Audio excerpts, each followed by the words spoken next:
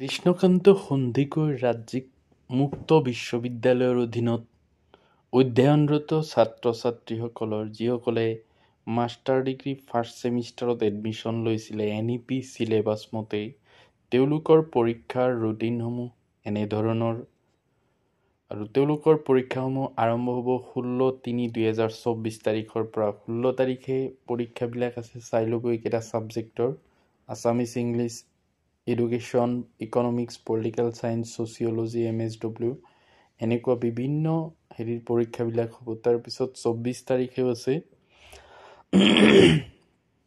এইকেইটা ছাবজেক্টৰ, চাই ল'ব ভালকৈ। তাৰপিছত আকৌ আছে 27 তাৰিখে এইকেইটা ছাবজেক্টৰ। তাৰপিছত 31 তাৰিখেও আছে, এইখিনিও চাই ল'ব।